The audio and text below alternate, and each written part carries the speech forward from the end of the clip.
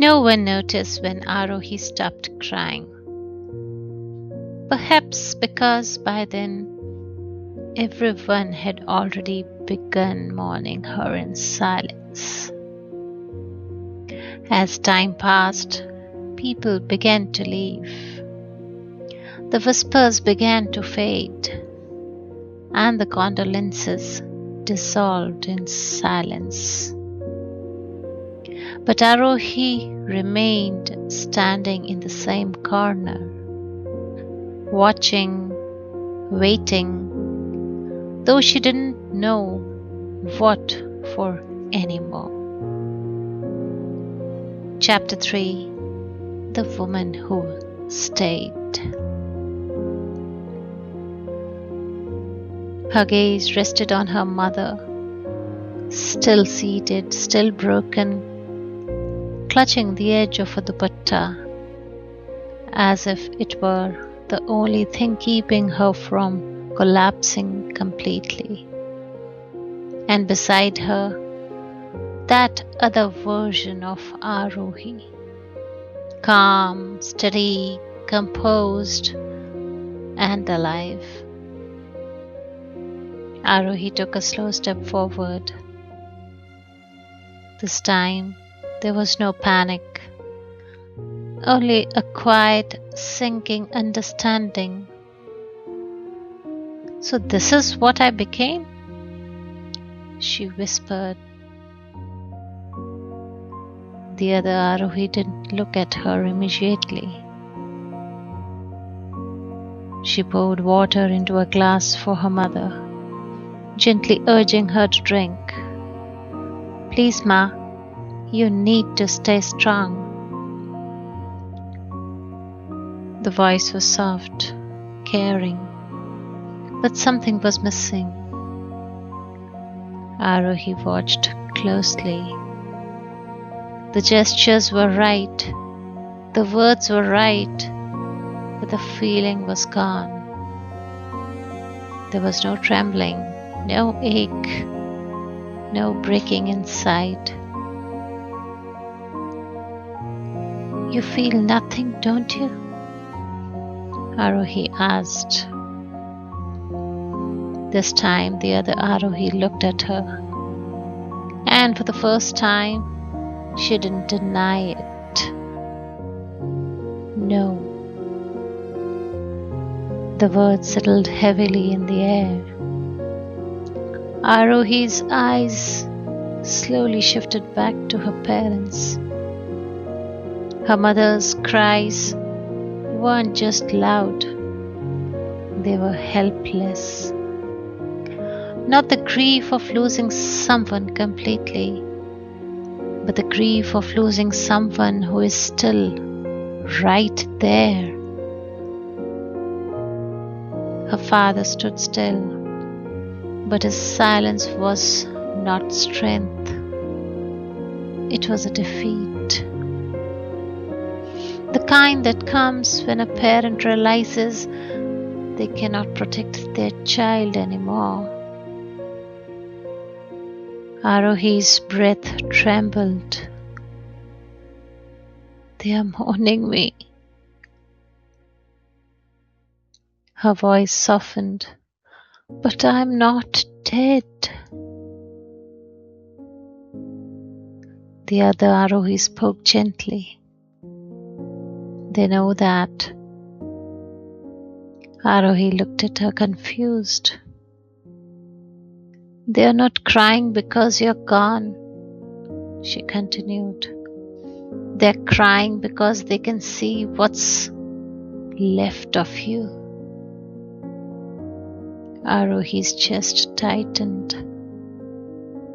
They can see the pain you never spoke about, the silence you carried, the way your laughter faded slowly day by day. Aarohi's eyes filled. They are mourning their daughter. The other Aarohi said, not because she died, but because she stopped living. The words broke something open inside her. Memories rose again. Her mother watched her quietly, noticing the forced smiles.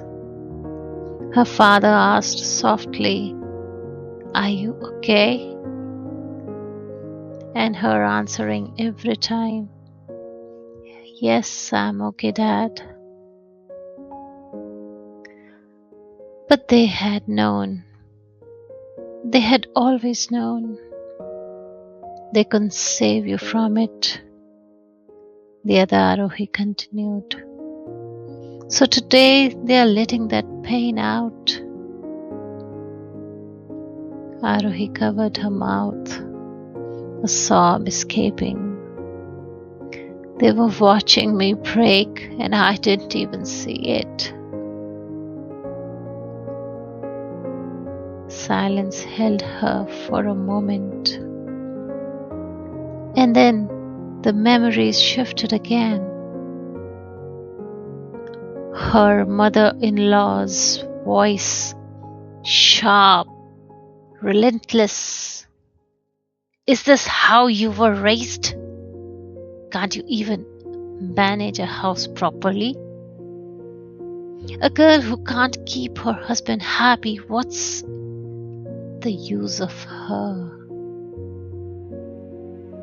Day after day, taunts carved into her. Her words stayed longer with her than they should. Her husband always distant and detached. Present, but never really there. The unanswered messages, his ignored presence, the betrayal she swallowed in silence. "I tried," Aarohi whispered. "I gave everything. I stayed. I adjusted." Her voice cracked. "But no one ever stayed for me." The other Aarohi stepped closer. "You didn't die in one moment," she said. "You disappeared slowly. Every time you chose silence over truth. Every time you forgave what broke you. Every time you stayed where you were no longer valued. You left." Aarohi shook her head, tears falling. "I didn't know how to stay. But I stayed." The other Aarohi replied, "Not as you. I stayed in the void, as left by you. No anger, no blame, only the truth." Aarohi looked at her carefully now. This version of her didn't feel pain, didn't expect love, didn't wait anymore. She lived where love was real. "I take care of them," she said, glancing at their parents. "They don't hurt me. They don't make me beg to be seen." "And him?" Aarohi asked softly. "There's no him anymore. And since I no more feel emotions, I have no bitterness for him, nor I feel any grief. Aarohi has stoned. And that's true. That absence of love, care, and respect in our relationship was destroying both of us. Aarohi wasn't physically bruised, but bruised emotionally too. And this wasn't her real death. but actually a survivor. She died of emotions, of feelings, and learned to live more confidently without stained relationships. What now? Aarohi asked. The other Aarohi stepped closer. If you soften, you will return, or else you will have to leave, and I will remain here. Aarohi closed her eyes, and for the first time, she didn't see pain. She didn't hear taunts. She didn't feel rejected.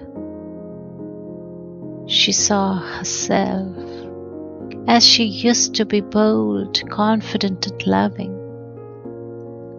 Tears slipped silently down her cheeks as she was pulled back from the haunting corridors of memory.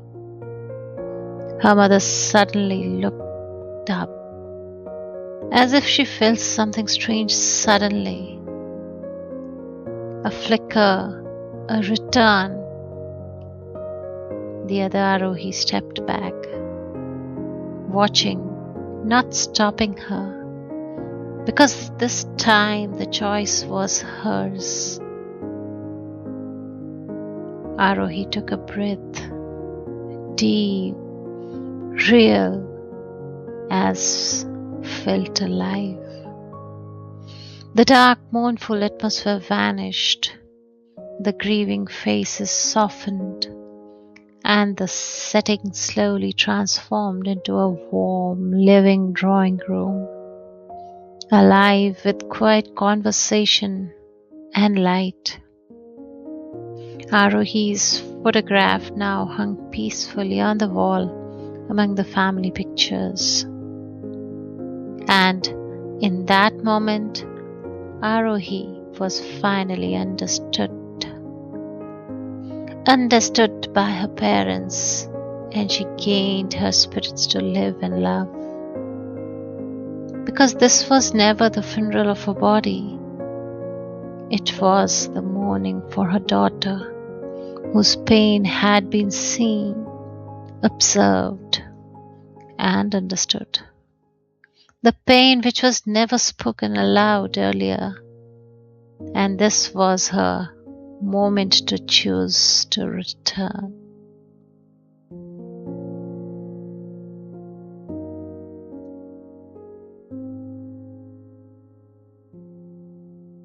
Somewhere in the silence that followed, Aarohi finally was understood. Sometimes the deepest wounds are the ones no one sees. If you felt connected to Aarohi's journey, or believe the story might help someone silently fighting their own battles, please share it with them. And subscribe to Talking Tales for more emotional, psychological, mysterious, and heart-touching stories. Don't just watch and leave. Become a part of the journey. Thank you. Take care.